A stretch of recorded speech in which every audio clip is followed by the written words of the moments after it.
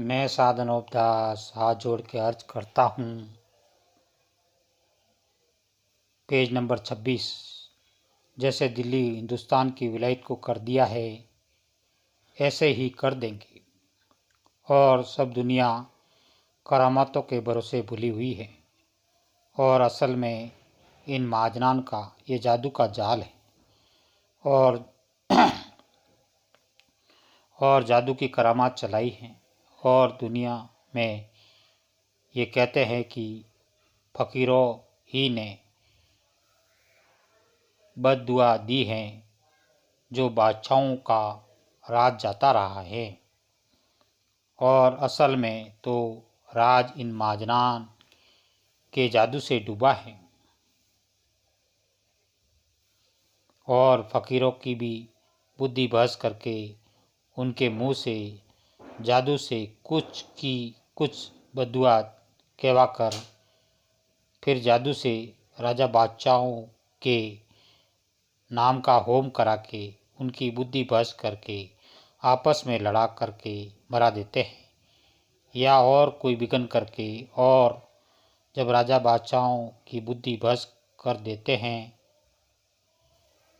तो वो फ़कीरों से करामात पूछने लगते हैं, और ये नहीं समझते हैं कि करामात कक्का चीज़ होती है, क्योंकि उनकी बुद्धि तो जादू से बहस कर देते हैं।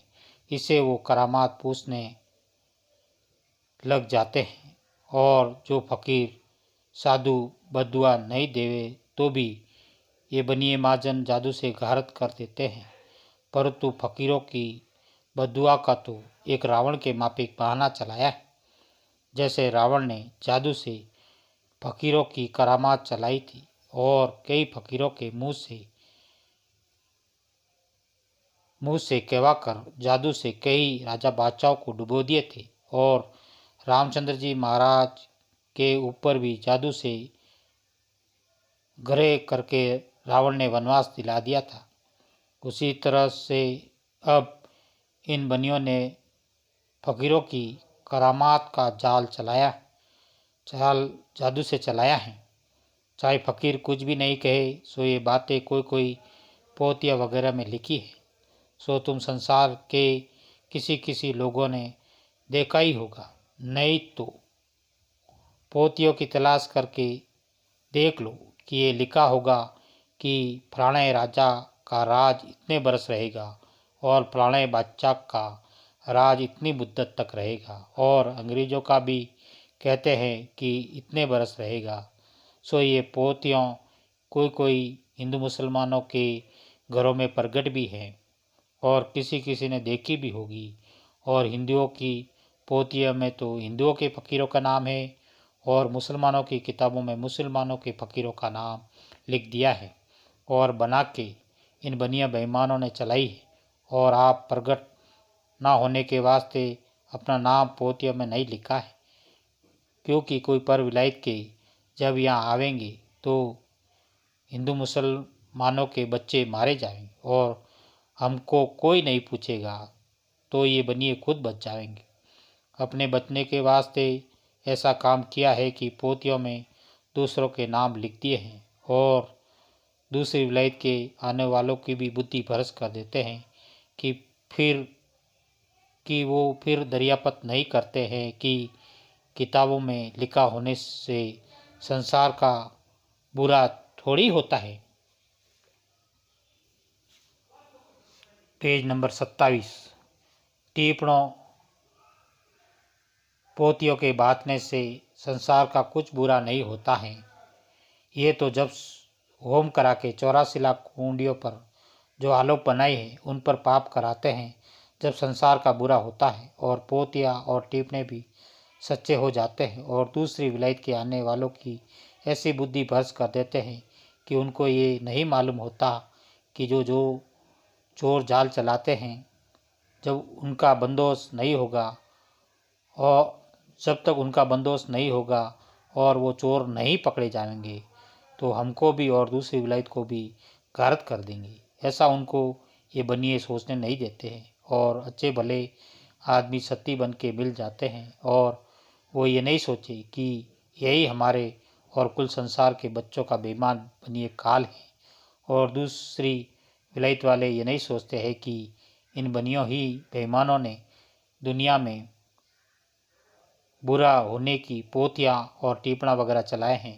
सज्जग में जो धर्म का वेद था वो तो इन बनियों ने अपने काबू में कर लिया है और जाल का चला दिया है। जैसे कि रावण ने असली किताबें वेद की दबा ली थी और राक्षसी वेद की चला दी थी, उसी तरह से इन बनियों ने भी अपना जाल रावण वगैरह के माफिक चलाया है। और पहले से संसार का बुरा होने के वास्ते इन महाजान ने ऐसी ऐसी बातें चलाई है, सो कहने से तो कुछ नहीं होता है, परंतु पहले जैसा कहते हैं फिर वैसा ही पाप 84 लाख कुंडियों पर कराते जाते हैं तो फिर वैसा ही होता जाता है। और दुनिया में इन महाजनान ने ही ऐसी ऐसी बातें चलाई है कि सूरज शेष करनों में तपेगा, जिसकी गर्मी से जमीन माता सुरंग तांबे के रंग की हो जाएगी, और जो कि जमीन के ऊपर पानी है वो इस तरह से गर्म होगा कि जिस तरह से कढ़ाई के अंदर तेल उमड़ता है इस तरह से पानी उमटेगा। सो देखो भाई, दुनिया के बुलाने के वास्ते ये कैसी बात पहले से चला के जाहिर की है कि सूरज तपेगा। सो ये बात बिल्कुल खिलाफ है और हम तुम लोगों को भूल बताई है, क्योंकि जब तमाम जान के लोग इस जाल में पड़े होंगे तो हमारे पाप की पहचान नहीं कर सकेंगे। इस सबब से ऐसी ऐसी बातें तरह तरह की पहले से जाहिर कर दी हैं कि जिन बातों का हम तुम अपनी जबान से बयान कर रहे हैं, सो ये बात इस तरह से नहीं है। ये तो इस तरह से है कि जैसे अपने शरीर के अंदर बीमारी के सबब से 20 का टन वगैरह निकलता है, तो जहर निकलते वक्त किस कदर दर्द होता है कि जिसकी गर्मी की वजह से कुल शरीर में तरह तरह की तकलीफ़ें पैदा हो जाती हैं और मगज भी जलने लगता है।